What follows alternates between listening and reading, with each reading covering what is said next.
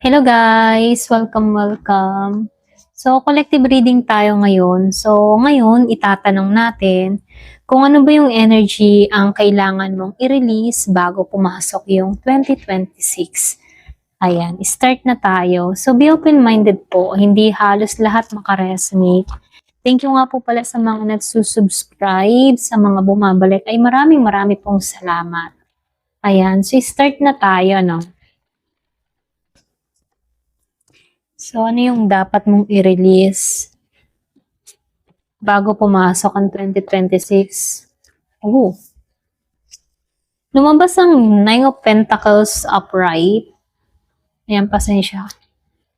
Dito, the Empress upright, Ace of Wands reverse, Justice, Queen of Wands reverse,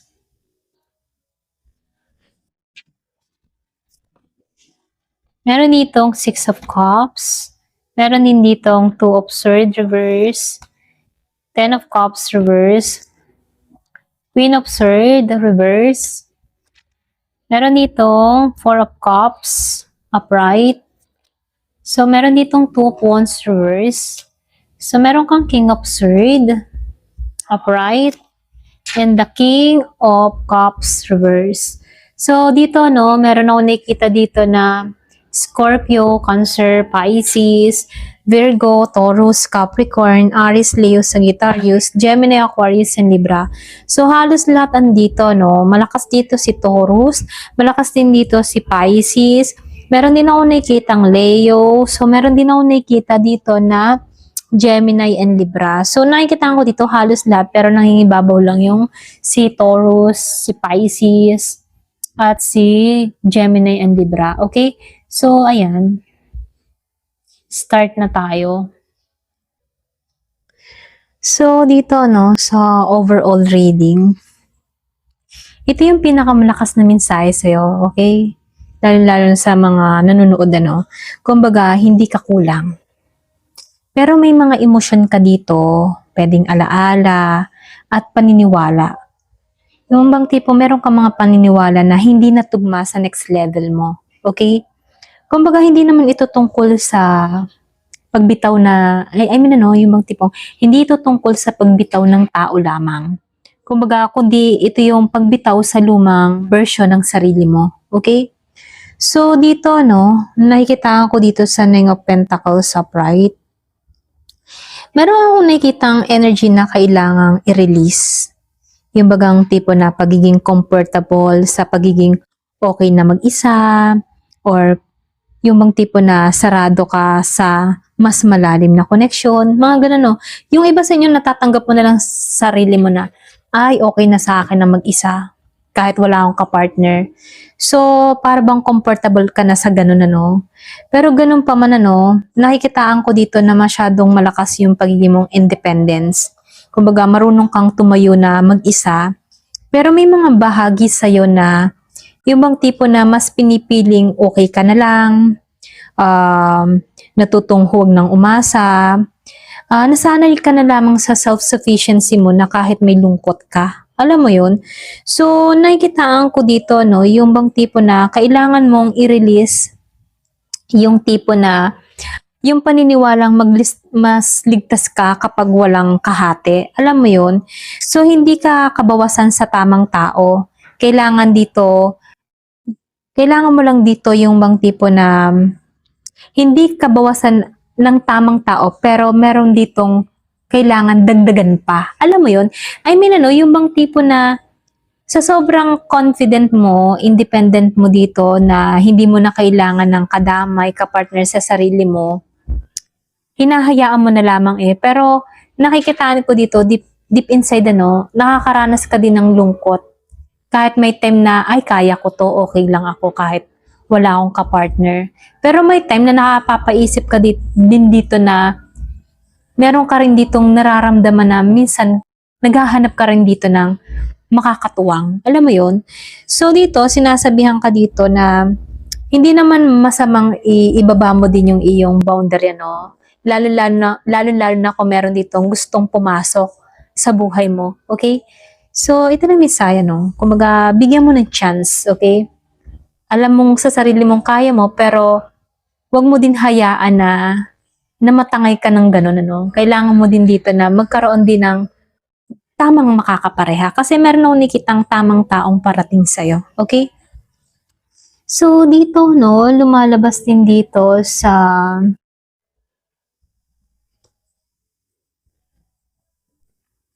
So, dito, no, nakikitaan ko dito sa The Empress Upright. Yung bang tipo na yung kailangan mong i-release dito, masyado kang, yung pagiging mong sobrang pasensyosa hanggang sa makalimutan mo yung sarili mo. So, ikaw yung palaging umiintindi dito eh. Pwedeng palagi kang nagbibigay ng second chance, marunong maghintay kahit masakit. So, kailangan mo din ditong i-release yung mindset na kailangan ko munang mag-adjust bago ako pahalagahan. Alam mo yon. So, dito, sa 2026, hindi na balanse yung sobra-sobrang sakripisyo mo. So, ito na yung time para bigyan mo din ng pansin yung sarili mo, no? Kasi yung iba sa inyo, sobra ka nang nag-a-adjust palagi pagdating sa connection. Yung iba, no? Especially, meron akong nakikitang Taurus energy dito. Okay? Ikaw yung tipo ng tao na nag-a-adjust ka palagi para sa minamahal mo. Ikaw na lang ng ikaw. Okay? So, dito, tinuturuan ka din dito na minsan, kailangan mo din balanse. Hindi yung ikaw yung sobra-sobrang nagsasacrifice. Okay? So, nakikitaan ko rin dito, no, sa Ace of Wands reverse. So, ito yung energy na kailangan tanggalan, ano. Kumbaga, yung iba sa inyo takot ka magsimula muli dahil sa dating pagkadismaya. Alam mo yun, pagka-disappoint. So, may apoy ka pa pero pinipigil mo dahil parang meron kang nasimulan noon na hindi natuloy. Alam mo yon. So, nakikitaan ko dito, may mga taong nagpasiklab pero hindi nanindigan. Alam mo yon. So, nakikitaan ko dito, yung kailangan mong i-release, yung paniniwalang sayang lang kung magsisimula ulit ako. Ganun ano. So, yung 2026, para sa bagong apoy na hindi mo kailangang ipilit. Okay? So, dito, ano, lumalabas din dito yung Justice. Justice Upright. Ay, sorry. So, Justice Reverse pala to, no? Ayan. So, dito sa Justice Reverse, ano, kumbaga, meron nung nakikita meron ditong pagkapit na hindi patas sa karanasan. Alam mo yun? So, nakikita ko dito, merong galit. Or pwede rin galit na tahimik. Yung tipo na meron ditong tao nagtatanong na bakit ako yung nagmahal ng totoo? Mga ganun ano. So meron din ditong mga tanong ka pulos bakit ano, yung tipo na bakit ikaw ang nang iwan? Bakit parang ikaw ang talo kahit ikaw ang tama? Mga ganun ano. So dito, kailangan mo ditong tanggalan yung pangangailangan na mapatunayan na ikaw yung biktima. So, ibig sabihin, hindi ka biktima dito, no? Kumbaga, ikaw yung survivor dito. Kumbaga, meron akong nakita dito na tapos na sa mga cycle na iyon sa nakaraan, okay? Kumbaga, hindi mo kailangan dito na tanungin yung sarili mo na bakit ako nasaktan, bakit ako naiwan, bakit ako nagmahal ng totoo. So, ibig sabihin diyan, ano, ito lang yung nagpapakita sa'yo dito na matatag ka, okay? Hindi ka naging biktima kasi natanggalan mo yon, okay? So, nakikitaan ko dito, natapos mo yung cycle mo mula sa nakaraan mo at nagiging kang mas matatag dito ngayon, okay? So, ito lang nakikita ko dito, no? Dito, no, nakikitaan ko rin dito yung Queen of Wands reverse. Kumbaga yung iba sa inyo, meron kang pagdududa. Okay? Kumbaga pagdududa sa sariling halaga or sa iyong pagdududa sa ningning mo. Ganyan. So, ibig sabihin, ano, meron kang panahon na hindi ka nagiging confident kasi naka-reverse dun si Queen of Wands, ano. May time na parang wala ka ng confidence sa sarili mo. Pini-question mo kung sapat ka pa ba. Yung bang tipong nararamdaman mo na mas okay siya kesa sa iyo, okay? Kumbaga, kailangan mong tanggalan yung pagtingin sa sarili mo, okay? I mean, ano, yung tipo na kailangan mong tanggalan yung pagtingin sa sarili mong mata sa taong hindi ka pinili. I mean, yung ganung point sinasabihan ka dito na huwag kang magtuon dun sa taong hindi ka pinili. Ganon, okay? So, nakikitaan ko dito, yung 2026, babalik yung apoy mo pero hindi ka nahihingi ng approval. Ganon, okay? Hindi ka nahihingi ng approval ng iba para tanggapin ka lang. Ganon. So, nakikitaan ko dito, babalik yung kumpiyansa mo, confident, tiwala mo sa sarili mo. Okay? So, dito, lumalabas si Six of Cups dito. Naka-reverse siya. So, ito yung kailangan mong tanggalan. Okay? So, kumaga, yung iba sa inyo, nakapit ka pa sa nakaraan na hindi na babalik sa dati. So, ibig sabihin hindi lang tao yung binitawan mo dito, kundi yung mga lumang pangarap, lumang version ng relasyon, at lumang what if, okay? Mga ganon. So, lumalabas dito na kailangan mong tanggalin. Tanggalin yung idea kung nagbago lang siya, okay? Tanggalan mo yon. Yung mga tipo na, kung nagbago lang siya, ganito lang sana kami. Kung hindi lang sana ganun, okay pa sana kami. Kumbaga, sinasabihan ka dito, tanggalan mo yon, okay? Kumbaga, hindi mo kailangan trabahuhin, ayusin yung kahapon. Kumbaga, tapos ka na dun sa cycle na iyon okay? So, dito, sinasabihan ka dito na hanapin mo muli yung sarili mo. Mangarap kang muli, tumayo kang muli, dahil kaya mo, okay? So, dito, sa Two of Swords Reverse, so, nakikita ko dito, ito yung kailangang tanggalan sa Two of Swords Reverse. Yung bang tipo na matagal mo nang alam yung totoo, pero pinipili mong manahimik, pinipili mong maghintay, pinipili mong magbulag-bulagan. So, kailangan mong i-release yung mga takot sa katotohanan na magpalaya para sa'yo. So, ibig sabihin, mas masakit yung walang desisyon kaysa maling desisyon. Alam mo yon? So, sinasabihan ka dito na mas masakit kung hahayaan mo yung sarili mo na nakapako sa nakaraan. Okay? So dito, dito sa Ten of Cups, kapag kailangan mong tanggalin yung pagpa-fantasize ng perfect ending. Kasi hindi naman halos lahat nagiging perfect talaga ang relasyon, Kumbaga, yung happy ending kasi depende sa kapartner mo kung paano kayo naka-align sa isa't isa. Okay? Pero hindi naman ibig sabihin, na huwag kang mangarap, Pero, ganun pa man, sinasabihan ka lang dito na tumuon ka sa realidad. Okay? Kahit sino pa yung dumating sa buhay mo, isipin mong lagi kang buo para sa sarili mo. Okay? So, dito, lumabas itong Queen of Swords Reverse. So, dito sa Queen of Swords Reverse, meron akong nakikitang paninikip ng emotion, pwedeng meron ditong self-criticism, minsan masyado kang matigas sa sarili mo, pinapatahimik mo yung damdamin mo, mas inuuna mo yung rason kaysa sa puso. Ganon.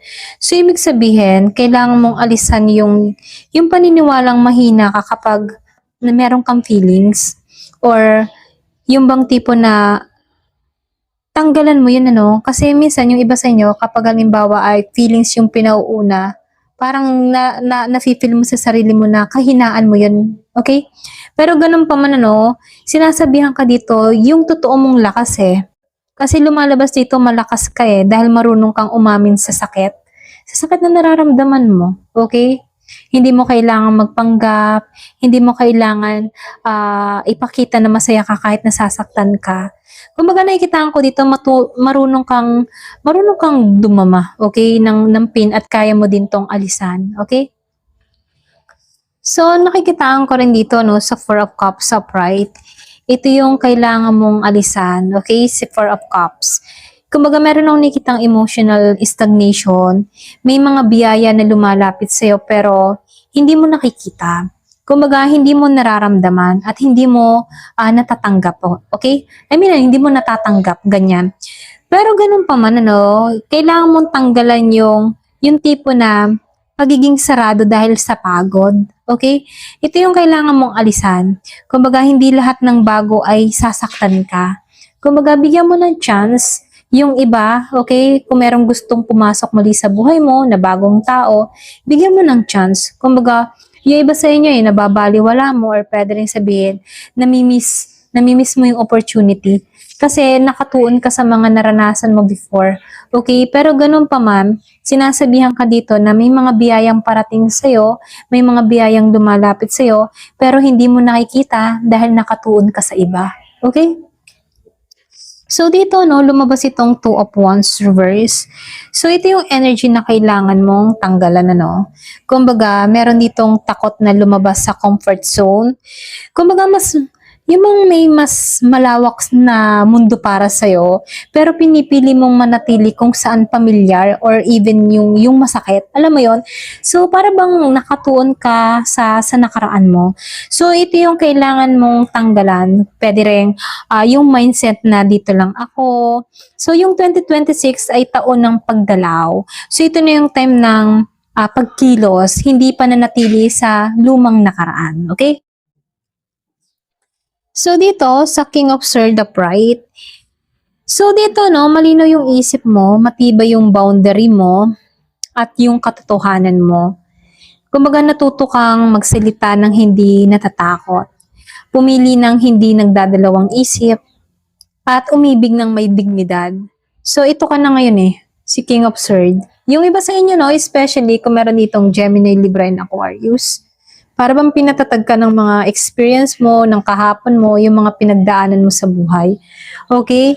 So, lumalabas din dito si King of Swords reverse. So, meron nung nakikitang emotional suppression. Hindi mo kailangan kontrolin ng lahat. Kumbaga, hindi mo kailangan na maging okay palagi. Kumbaga, kailangan mong tanggalan yung paniniwalang kailangan kong kayanin mag-isa. Okay? So, huwag ganun kasi meron mga tao na handang umagapa yung kamay nila para sa'yo. Pero dahil sa pagiging mong okay ka mag-isa, yung bagang hindi mo napapansin yung iba. Okay? So, dito, sa 2026, pwede ka nang damayan. Hindi ka na kailangan magtiis pa. Okay? So, nakikita ko dito, meron ditong taong papasok sa buhay mo. Okay? Ayan. So, meron nung nakikitang Pisces yung iba sa inyo.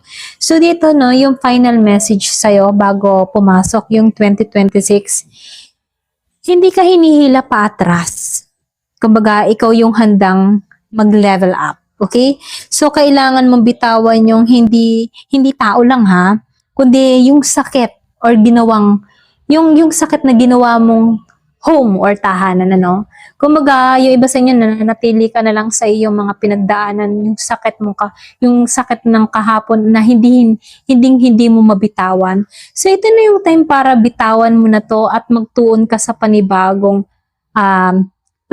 destinasyon, okay? Or direction. So, lumalabas din dito kasi tinuturoan ka dito na huwag mo ding hayaan na lagi kang, yung iba sa inyo, minamind mo na lang sa isip mo na, okay na ako, kaya kong mag-isa kahit wala akong kadamay, parang ganun, para bagang over independent ka na. So, ito na yung time na kailangan mo din mag-explore, kailangan mo din makisalamuha, okay? Para nang sa ganun, may panibagong energy na pumasok sa buhay mo, okay? Ayan, hanggang dito na lamang po. Thank you for watching. Love and peace.